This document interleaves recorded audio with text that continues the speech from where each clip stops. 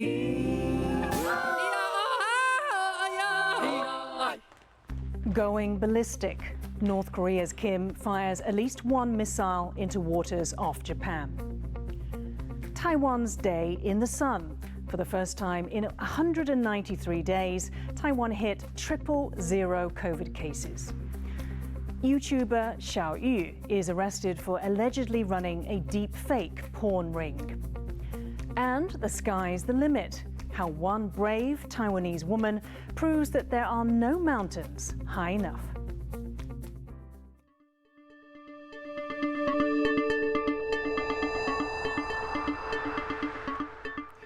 A warm welcome to TaiwanPlus News. I'm Yin Khvat.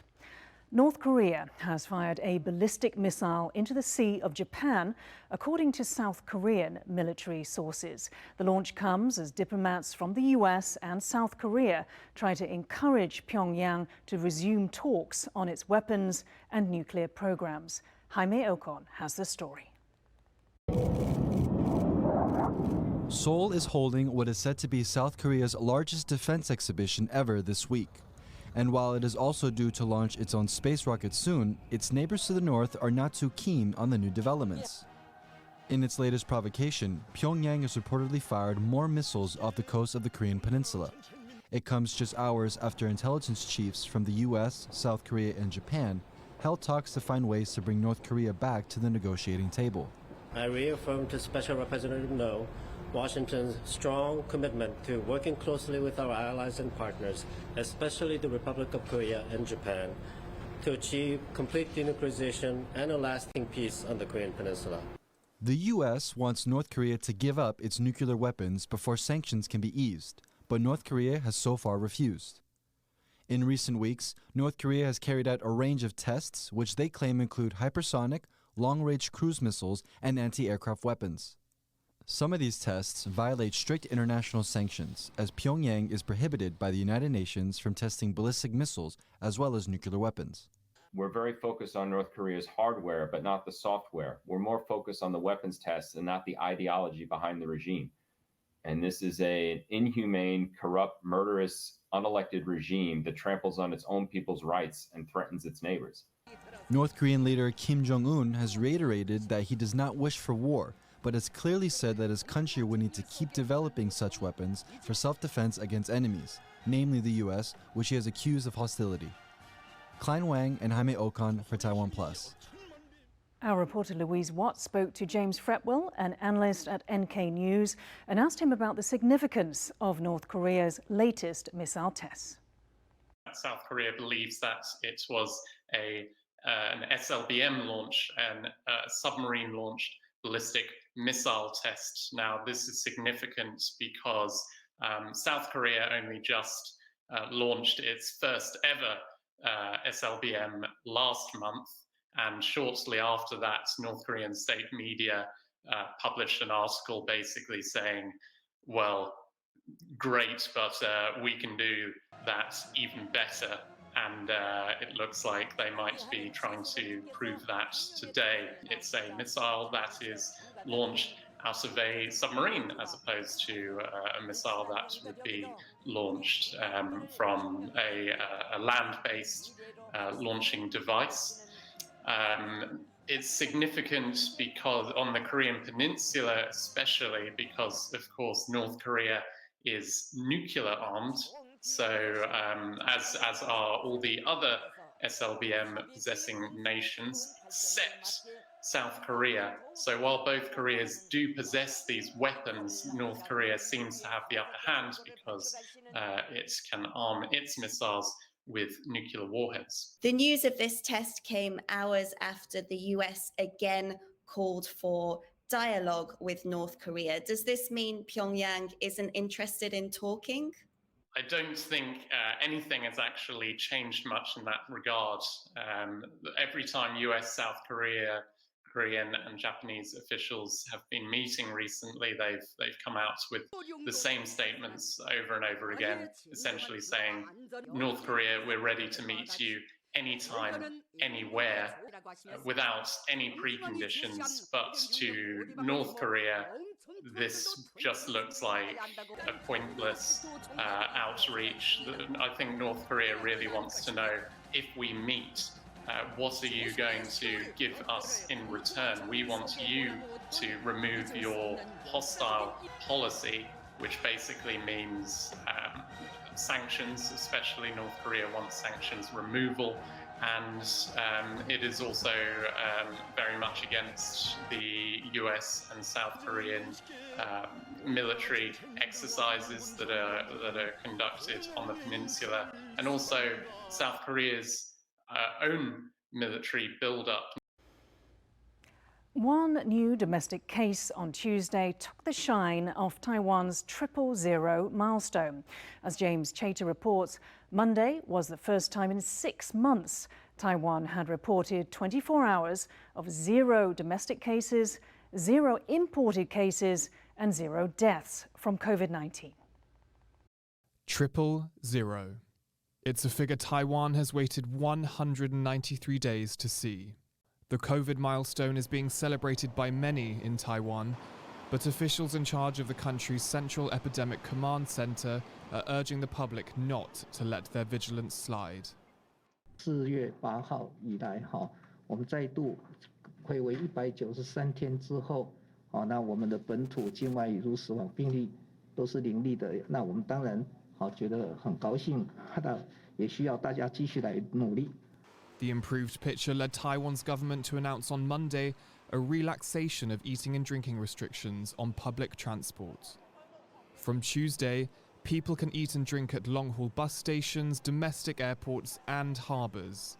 Eating and drinking will also be permitted for outbound passengers at international harbours and airports. Non-reserve tickets for Taiwan high-speed rail will also once again be available from November the 8th.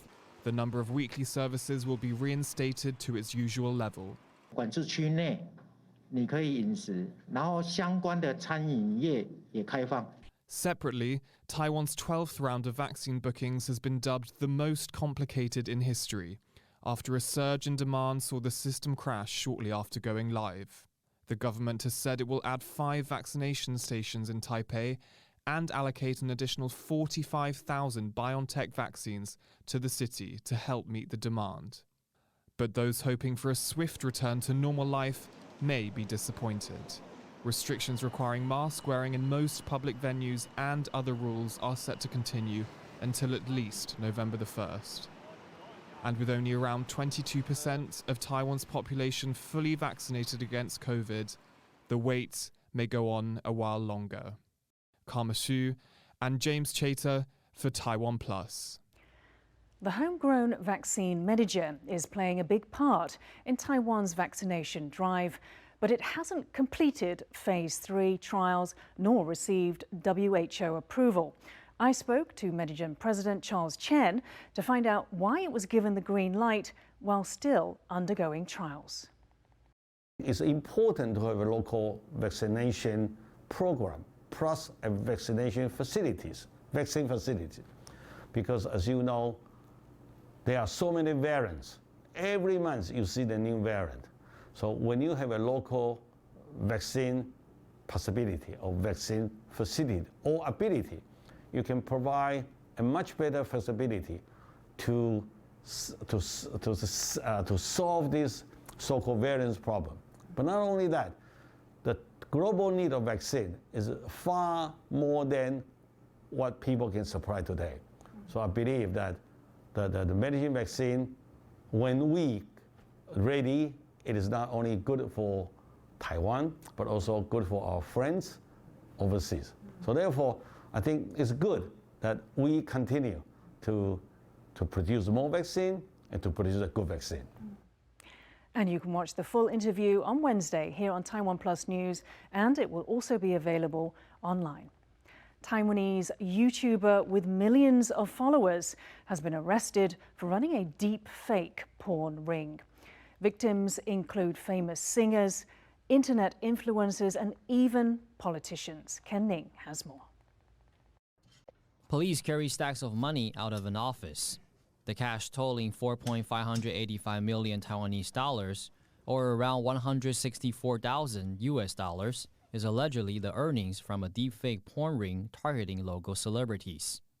The apparent mastermind behind the operation is none other than YouTuber Xiao Yu, a familiar face to many in Taiwan.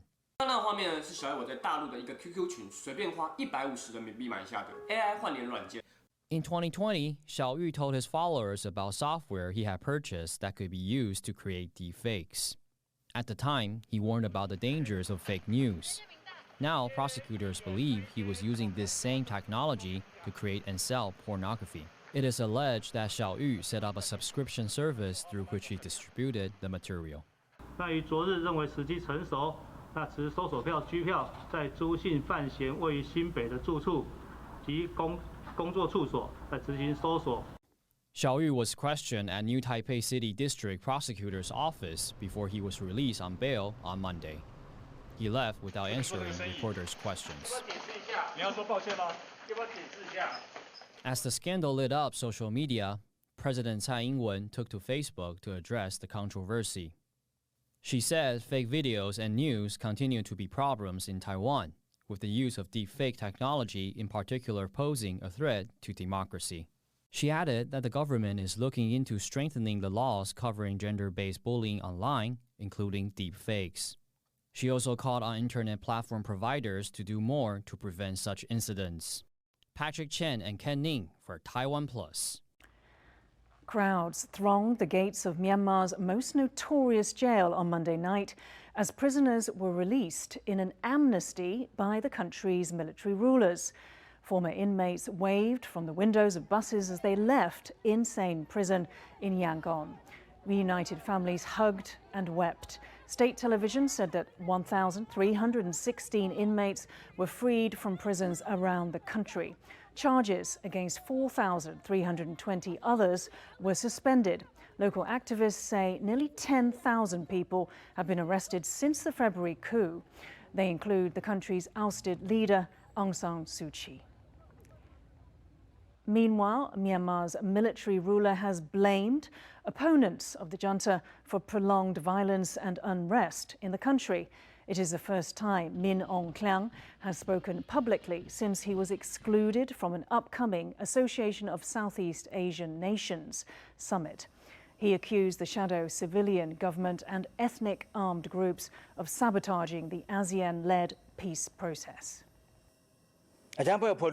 ထုတ်ပြန်ကြေညာထားတဲ့ CRPH နဲ့ NUG တို့ရဲ့လှုံ့ဆော်မှု EAO အချို့ရဲ့ပါဝင်ပတ်သက်မှုအားပေးမှုများနဲ့အကြမ်းဖက်မှုများပုံမူဆိုးပေါစွာဖြစ်ပေါ်လာတာကိုတွေ့ရှိရပါတယ်။ဒါကိုကျွန်တော်ယင်းနှစ်ထက်တိုင်ရှင်းနေနေရဆဲဖြစ်ပါတယ်။သူတို့အကြမ်းဖက်လူရဲ့တပ်ဖြတ်ဖျက်ဆီးဓာတ်တွေကိုဘယ်သူမှအလေးနဲ့ထားဟန်တာထိမ့်သိမ်းမှုတွေပြုတ်တာမတွေ့ရပါဘူး။ ကျွန်တော်တို့ကိုပဲတောင်းဆိုမှုပြုလုပ်ပြီးတော့မှကျွန်တော်တို့ပဲဒီပြဿနာကိုရှင်းလင်းနေရတာဖြစ်ပါတယ်။ဒါကိုအာဆီယံအနေနဲ့ဆောင်ရွက်ပေးဖို့လိုမယ်လို့ကျွန်တော်ပြောလိုပါတယ်။ Coming up, making Taiwan's parliament more inclusive. We look at how indigenous languages now can be used in discussions.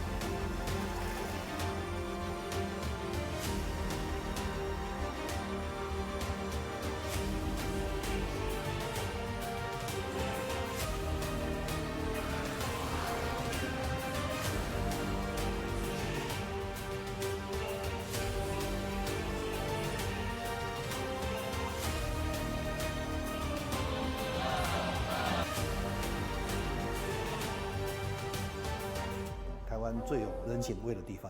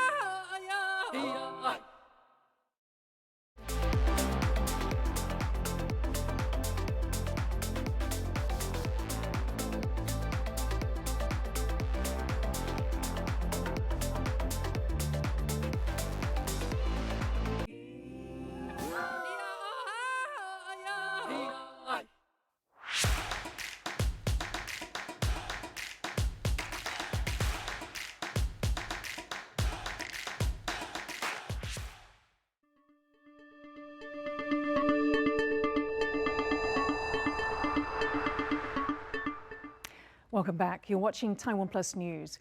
For the first time, Taiwan's parliament has used a simultaneous interpretation system to translate indigenous languages to promote language equality. The minister responsible for Taiwan's indigenous peoples began last week's session in the Amis language. Rick Loud spoke to Shifu Lakao of the Association of Pangcha Language Revitalization in Taiwan. He began by asking how he felt hearing his native language in the parliament. 当我听到一将主委使用阿美族语报告的时候，然后整个现场也有提供阿美族语的口译的翻译，我觉得非常的骄傲，而且很光荣。不过因为过去的殖民主义的影响，我们也失去了我们的语言的权利超过40年以上。那这都是因为过去的政府禁止我们在学校或是公共场合使用我们的语言。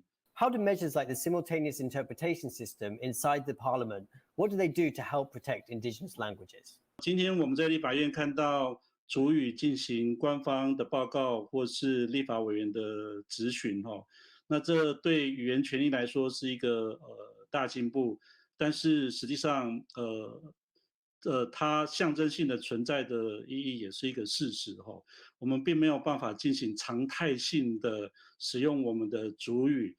Why is protecting indigenous languages so important?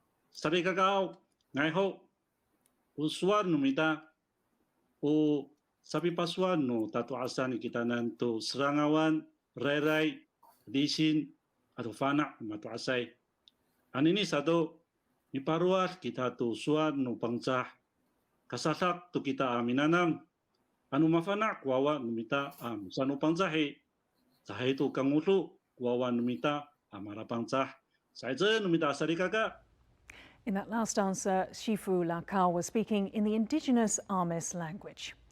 Now let's take a look at some of the other news making world headlines. A Russia-led security bloc has begun its largest military drills in Tajikistan near the country's border with Afghanistan.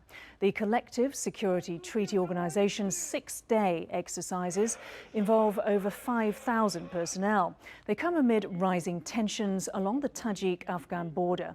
Tajikistan has refused to recognize the new Taliban government in Kabul. Russia has promised assistance in the event of incursions. A Taliban delegation is set to visit Moscow for talks later this week. Former United States Secretary of State Colin Powell has died due to COVID complications at the age of 84. He was fully vaccinated. Colin Powell was the first black U.S. Secretary of State serving under George W. Bush from 2001 to 2005. He had also served as the chairman of the Joint Chiefs of Staff and U.S. National Security Advisor. After the 9/11 attacks on the US, President Bush tasked Powell with building international support for the war on terror. That included sending American troops to Iraq and Afghanistan in a conflict that would last for 2 decades. China has denied a report that it tested a nuclear-capable hypersonic missile, saying it was actually a space vehicle.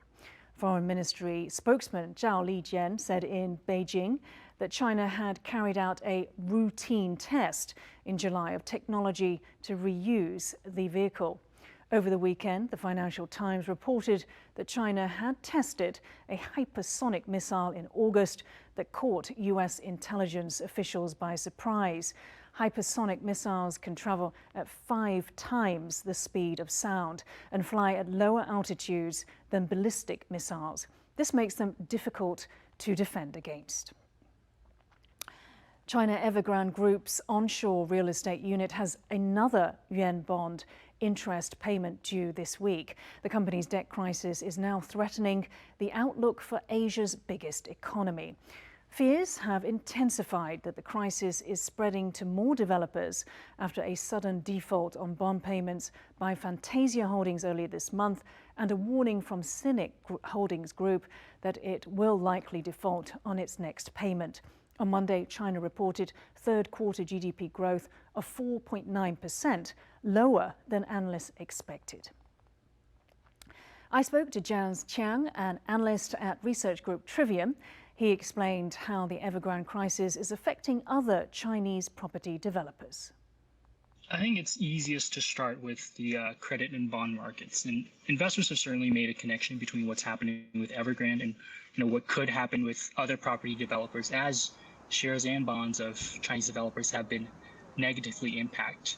However, it's important to note that Evergrande's circumstances are really quite unique among Chinese property developers.